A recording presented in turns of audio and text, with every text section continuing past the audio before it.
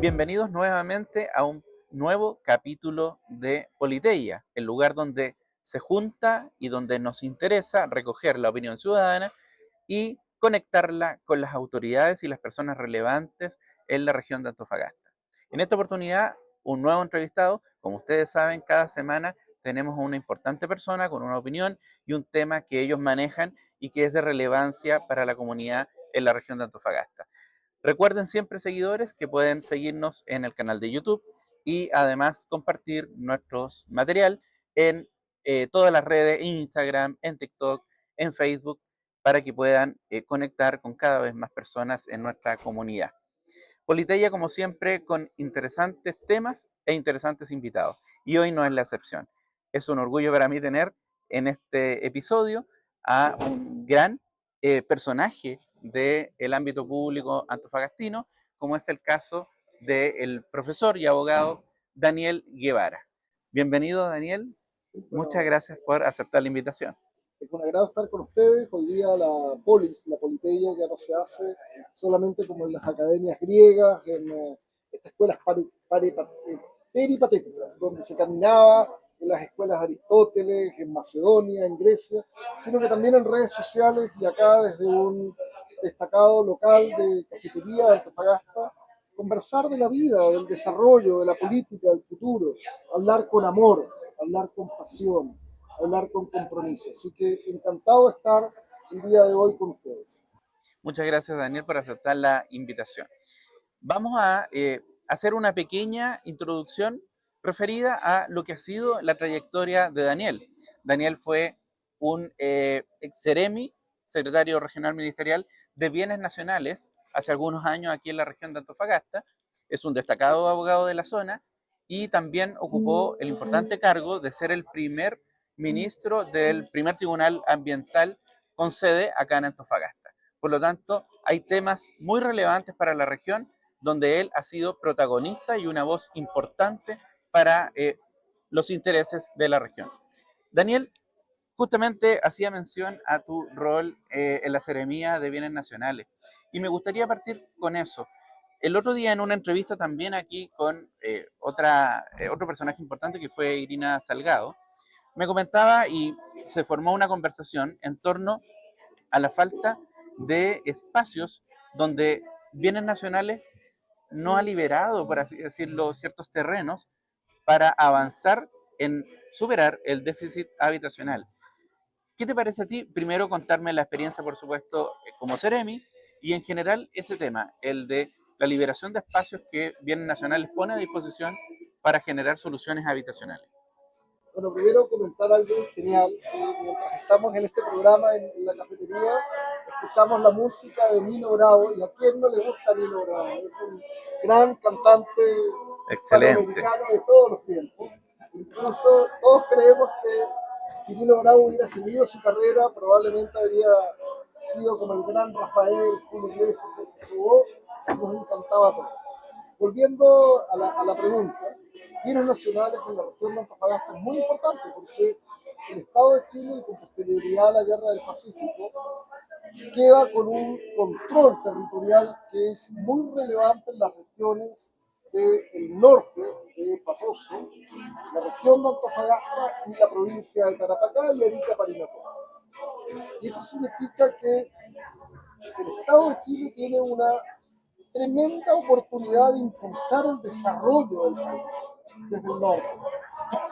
Y desde ese punto de vista, Yo era un jovencito de 25 años que trabajaba en el Ministerio de Hacienda y fui invitado a hacerme cargo de bienes nacionales durante el gobierno de un presidente que tuvo un perfil más técnico, que fue el presidente Eduardo Frei Ruiz-Tagle, que fue un ingeniero civil, con tres tareas prioritarias vinculadas al Estado de Chile: la bajada de Chuquicamata-Calama en terrenos fiscales, el desarrollo del complejo portuario de Mejillones, que era muy importante, llamado Megapuerto de Mejillones, que en la década del 90 era el gran puerto con el cual América del Sur iba a participar en los grandes negocios comerciales con el Asia-Pacífico. Y en tercer lugar, la integración energética entre Chile y el Cono Sur, especialmente con Argentina, a través de los gasoductos. Dos grandes gasoductos entre el puerto de Mejillones y el norte argentino, y por supuesto la red energética del Cono Sur. Sacamos adelante los tres proyectos. Quiero decirlo con gran satisfacción. Bienes Nacionales estuvo a la base de otorgar las 200 hectáreas de terreno para que se construyese el complejo portuario de Mejillones y fuera posteriormente licitado a la compañía portuaria en Gambos. Chuquicamata, histórico, que se encontraba en una situación ambiental muy delicada, pudo bajar a Calama sobre terrenos fiscales para generar un proyecto que le diera sustentabilidad a los trabajadores directos de Codelco Chuquicamata. Y en tercer lugar, se generaron las rutas de servidumbre para la integración energética entre el norte de Chile y el norte argentino. Y a pesar de que el gasoducto, que originalmente estaba planteado para abastecer gas desde Argentina, no operó en el largo plazo, significativamente el día de hoy, a través de plantas de gas natural licuado ubicados en Mejillones, Chile le exporta energía al Cono Sur y al norte argentino por los gasoductos que pasan cerca de 5.000 kilómetros de altura en la cordillera de los Andes. Estamos hablando, y eso, entre otras cosas más, vivienda, desarrollo de comunidades indígenas, parques industriales y una serie de proyectos donde bienes nacionales, el fisco, es muy relevante. Así que reconozco el privilegio de haber podido servir al país en esa responsabilidad y ayudar a que con terrenos fiscales se impulse el progreso de la población y el progreso de un país digno, relevante y necesariamente fuerte en el Cono Sur, como es la República de Chile. Gracias, Daniel. Y en esa misma línea, revisando tu trayectoria e importante experiencia, también fuiste te tocó, digamos, ser el primer ministro en el Tribunal Ambiental, con sede en Antofagasta, que es el primer tribunal. Entonces, te quiero preguntar cómo fue, cuáles fueron los grandes desafíos que tuviste sirviendo ese cargo y, sobre todo, cuáles son las cosas que a ti más te inspiraron, digamos, para hacerte cargo de un tema tan delicado en la zona como es el medio ambiente. Pienso de que si en algún momento se pensaba que el tema del medio ambiente era un patrimonio de la izquierda, el medio ambiente era un patrimonio de un grupo de poder o de un grupo ecologista, hoy día todos nos damos cuenta que eso no es así. El medio ambiente tiene que ver con la salud de la población, con el desarrollo razonable de los recursos marítimos, recursos naturales, la gestión de esos recursos pensando no solamente en la generación presente, sino que todos o tenemos hijos, o tenemos nietos, o tenemos sobrinos. Y lo que quiero decir de manera clara es que pensamos en la generación que viene hacia adelante. No tenemos derecho a seguir contaminando, a generar impacto sobre el salar de Atacama, sobre los acuíferos altoandinos, sobre la costa de Antofagasta, sobre la salud de la población. Necesitamos ser parte como generación presente de los cambios y eso requiere una transformación institucional. Y en Chile la ley 20.600 crea los tribunales ambientales y en ese entonces yo me encontraba terminando mi doctorado en Derecho Internacional, Medioambiental y Energía en la Universidad de Lérida, que es una universidad fundada en 1287. Terminé mi doctorado, se calificó excelencia cum laude en la Universidad de Lérida y al poco tiempo me invitan por los tres poderes del Estado, el Congreso Nacional, el Senado de la República, la Corte Suprema y la Presidencia de la República, a través del proceso, a cumplir el rol de ser ministro del Tribunal Ambiental, un órgano colegiado formado por 2 abogados y un ministro científico, en el cual quiero destacar especialmente al ministro Marcelo Hernández, que hoy día está cumpliendo ese rol en el Tribunal Ambiental, y al ministro suplente, Fabrizio Quairolo Pelerano, gran científico, profesor de la Católica del Norte por muchos años y un especialista de confianza con el cual formamos el tribunal y nos tocó sentenciar casos de gran envergadura por más de 50.000 millones de dólares. ¿Por qué comento esto? Son los casos del proyecto minera Dominga, el proyecto minero Pascua Lama, los permisos ambientales del Salar de Atacama para la extracción del litio y los permisos mineros de Sociedad Contractual Minera Sierra Gorda, pero también resolver problemas urbanos de ruidos molestos, daños ambientales y otros. Es un privilegio servir al país. A las mujeres, hombres que están escuchando este programa y especialmente a las generaciones jóvenes, no significa que tengamos que estar amarrados o vinculados a una carrera estatal. Pero si tenemos la oportunidad de servir a Chile, a la región, al país, hagámoslo. La diferencia entre jugar en un equipo privado muy exitoso y jugar en la selección de tu país. Trabajar para el Estado es jugar en la selección de Chile y haber sido juez de la República es una gran oportunidad que agradezco a quienes lo hicieron posible. Muchas gracias, Daniel.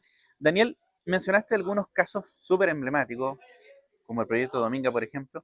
Quisiera saberlo y que la comunidad se entere, digamos, cómo, cómo juega el rol de ministro y abstraerse de las presiones políticas, ideológicas.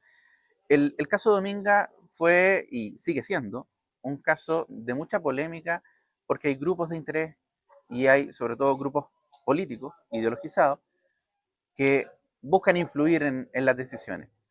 Y eso sabemos que es normal, en todas las sociedades pasa, pero ¿cómo el rol de ministro se puede abstraer de todas esas presiones? Si nos pudieras contar, por ejemplo, tu experiencia con Dominga. Claro, de hecho, cuando se nombra a los jueces del Tribunal Ambiental, poco tiempo atrás, el gobierno de la presidenta Bachelet había tenido una crisis ministerial. Había renunciado el ministro de Economía y el ministro de Hacienda al gabinete de la presidenta Bachelet por tener posiciones distintas con el ministro de Medio Ambiente, la ministra de Salud y la propia presidenta de la República en el comité de ministros, que está llamado a ser el que aprueba los proyectos ambientales cuando hay controversia administrativa. Es importante para un juez dar garantías de un proceso, de lo que se llama el debido proceso. Escuchar a las partes, rendir la prueba, poner orden en el tribunal. No es fácil, ¿eh? Hicimos una visita inspectiva a terreno cuando ya estábamos en la etapa previa a dictar sentencia, y uno de los litigantes, promoviendo el desorden público mientras la lancha de servicios generales de la Armada hacía una visita a la bahía del sector en conflicto. Y pescadores, guiados por este abogado, le pegaban con un palo a la lancha de servicios generales, generando un disturbio. Y debo reconocer al gobernador marítimo de la época que reaccionó con templanza, con buen criterio, pero podría perfectamente haber ordenado que hubiera una autodefensa de la lancha de servicios generales y hubiera quedado una situación muy complicada. Yo llamé al abogado y le dije, viejito lindo, le dije yo, te hablo con mucho rigor profesional. O cambias tu actitud en el juicio, te voy a sancionar. ¿Por qué? Me dice él. ¿Cómo por qué? Le digo yo. Estamos ante un tribunal de la República resolviendo un conflicto de la máxima importancia y esto requiere respeto, requiere silencio, requiere formas y requiere proceso.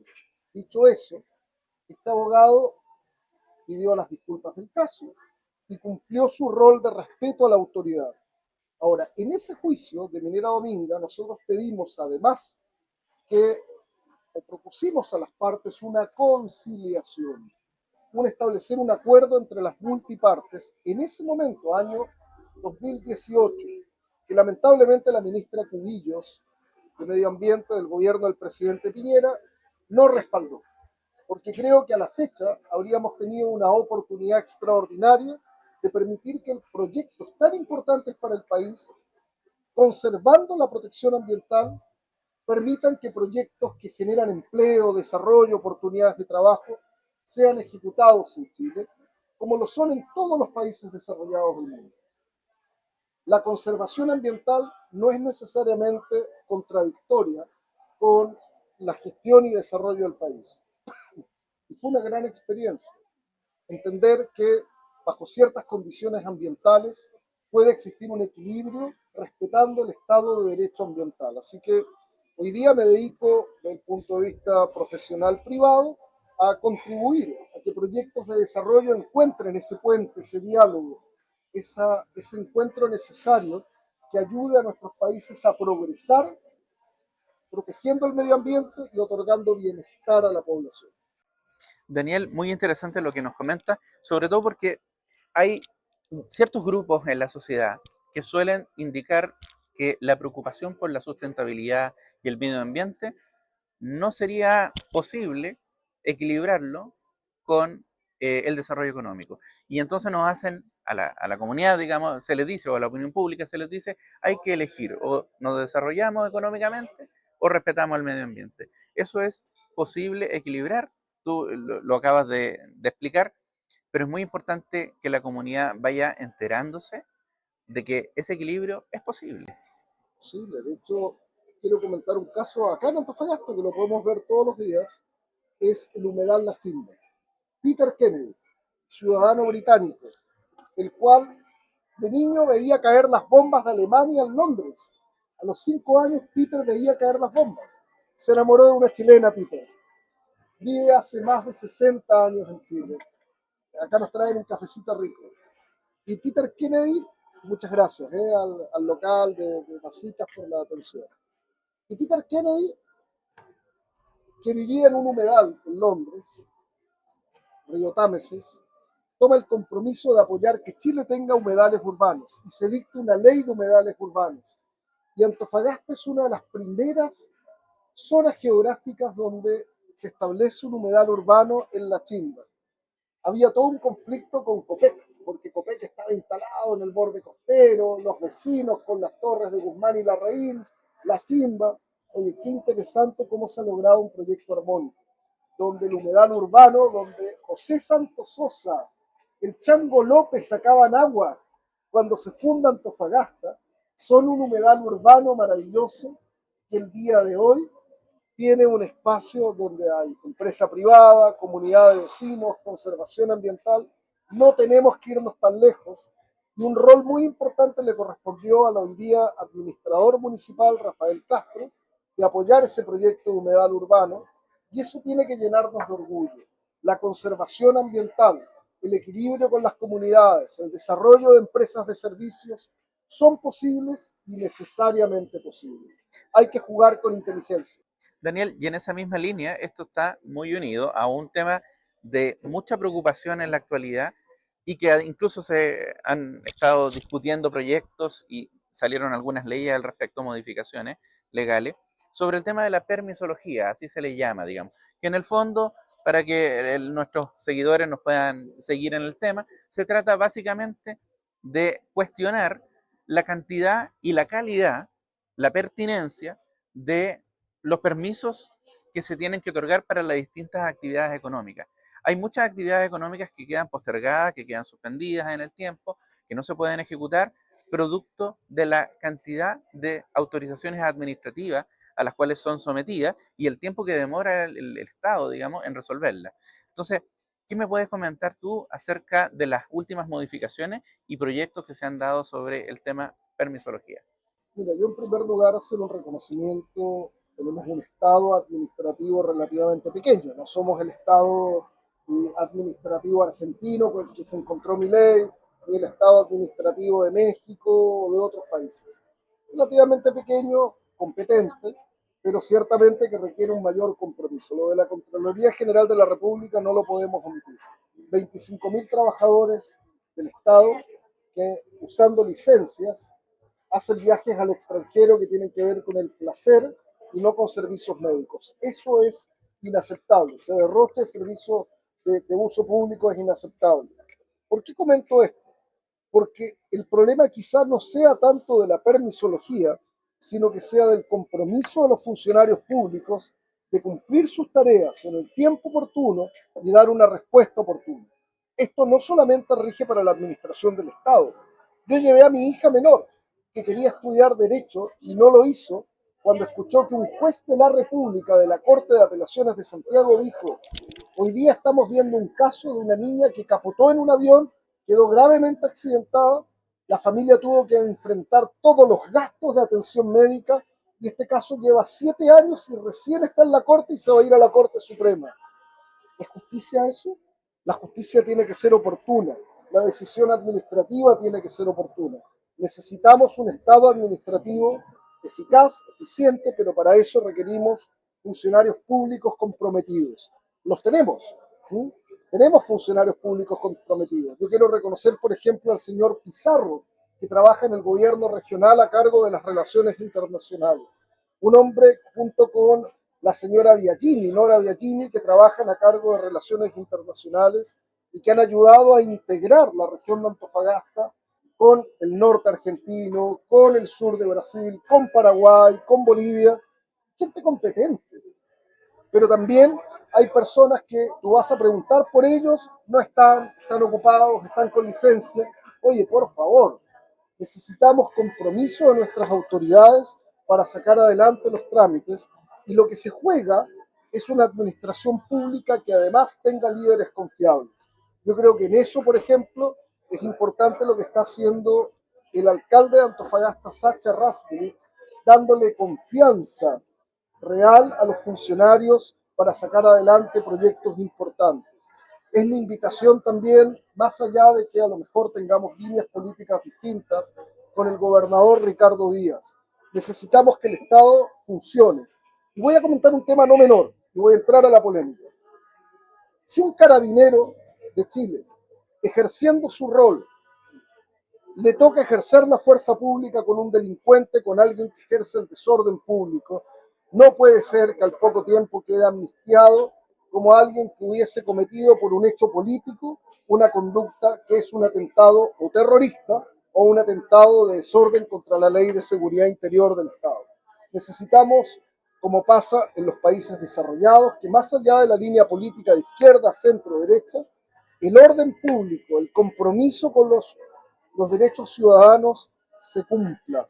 Un Estado eficiente, pequeño pero eficiente, es algo que debemos restablecer y personalmente lo quiero decir, yo voy a votar por candidatos que impulsen esa iniciativa para el desarrollo del país.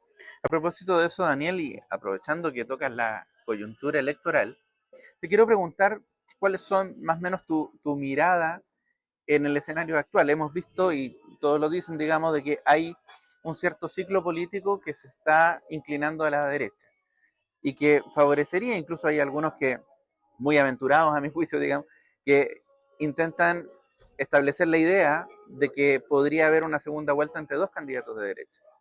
No sé si da para tanto, pero sí es claro de que hay una tendencia del ciudadano común y corriente a buscar ciertas ideas o a impulsar ciertas políticas que normalmente habían sido un discurso de derecha. ¿Cómo lo ves tú en el escenario actual?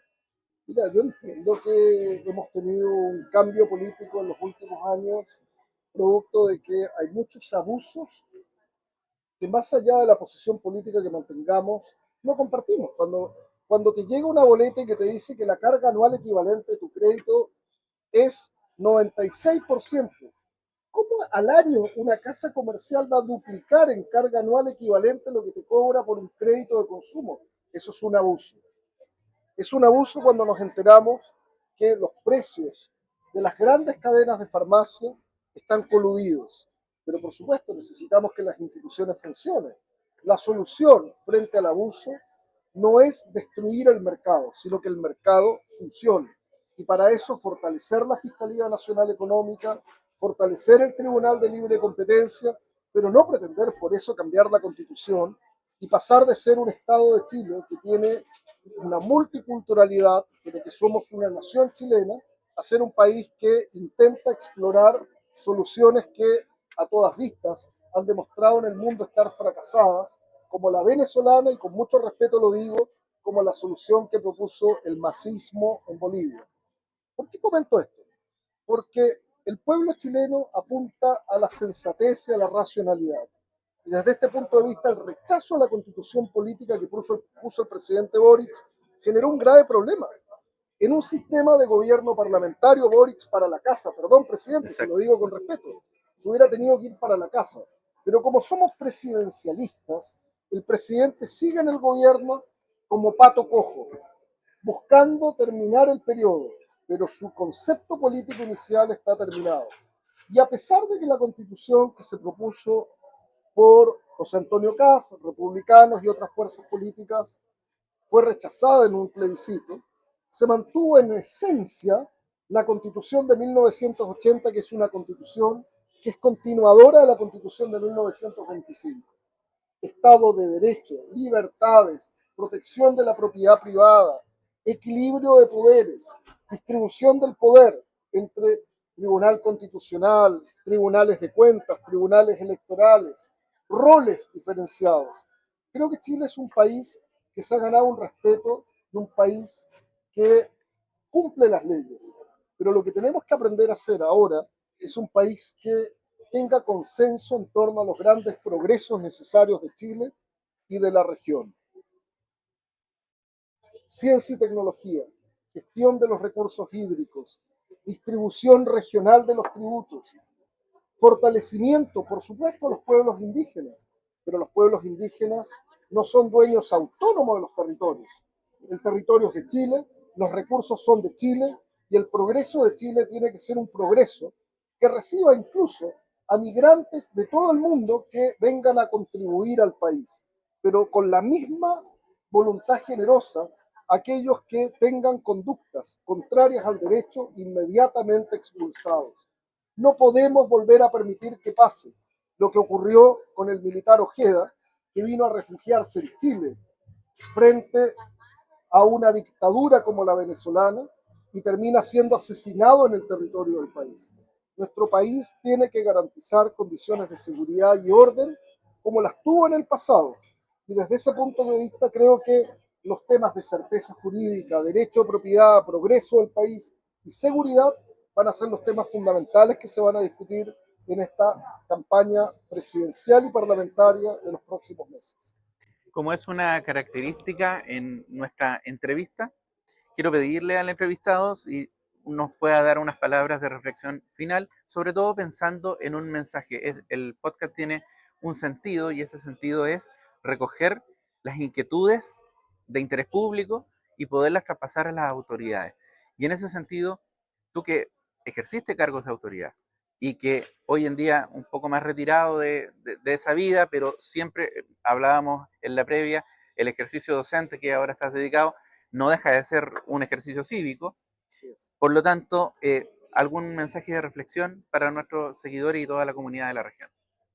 Yo creo que en el mes del mar, para todos los chilenos, la reflexión tiene que ver con el impulso patriótico de Arturo Prat, pero no solamente de don Arturo Prat Chacón, que además fue abogado e hizo clases en lo que después fue el curso de leyes de los Sagrados Corazones de Valparaíso, donde yo estudié, en la Católica Valparaíso, sino que además quiero comentar Sargento Aldea, que es la misma relación que existe entre el general Baquedano y el soldado desconocido.